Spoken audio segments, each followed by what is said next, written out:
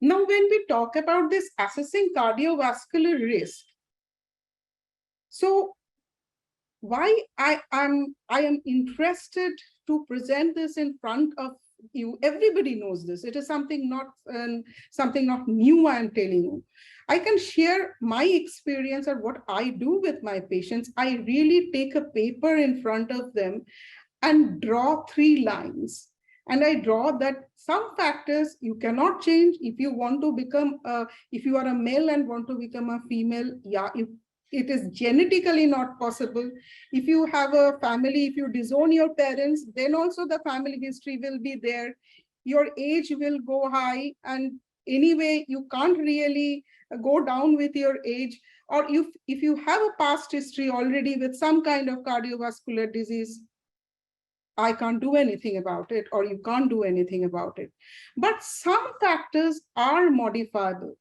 So when we talk about modifiable risk factors, the most important part is which is smoking and also drinking. Then drinking in their limits is okay, but I have told you excessive drinking is a problem. What you are eating, how much you are exercising or having a sedentary lifestyle.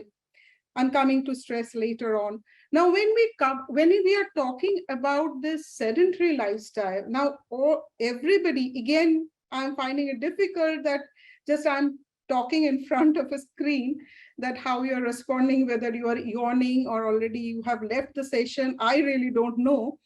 But what I want to say that this COVID has got many downsides. Apart from death from COVID or multiple risks from COVID, is this sedentary lifestyle, because most of the people are now doing work from home, or now they have started going to the office. And with this, their cardiovascular risk perhaps has increased. And we are hearing a lot of death recently who has had COVID. We don't know, so data will tell later on whether this death is due to myocarditis. Now people are afraid of going to the gym because there are some reports have come that people are dying on treadmill, which hasn't happened so much in the past. So whether it is something to do with COVID, we really don't know. But yes, this sedentary lifestyle is killing us, and we are getting more and more patient with this metabolic syndrome and chronic disease. Smoking, I put in red. The reason is that if you talk about stress, smoking in the first visit, that put the patient off, and perhaps they will go to the other doctor and won't come back to you. So sometimes many of us are working in the private setting. So if we talk about this thing on the first visit, unless you have a very good rapport with the patient, it's a problem. So you have to bring this topic gently, maybe in the third or fourth visit, not even on the second. So when we talk about the stress, yeah, we can go on and on and on this stress. But interestingly, I was just reading sometimes for my relaxation, some self-help books, and I'm coming to the quotation of Dale Carnegie, or I won't say quotation, or some word from Dale Carnegie.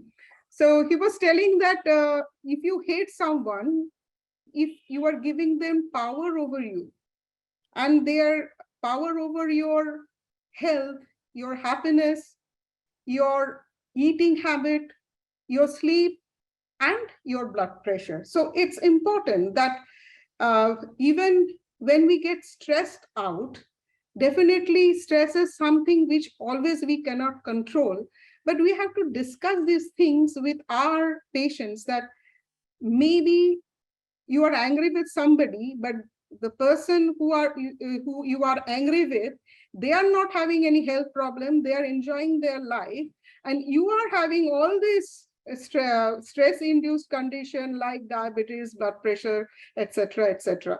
So that is why it is better not to get angry with anybody. Now, partially modifiable, this is one thing you have to tell your patient, that these are the conditions that if you are obese, you are having high cholesterol or blood pressure or blood sugar, we can control it together. So modifiable means that it is under your control only. I can't do anything about it. Only I can give you some advice. Partially modifiable is we will do it together, and non-modifiable, none of us can do anything about it. But these are the things which is there. The three other points I have put there, you can see this environmental, financial, and social. Why I put this?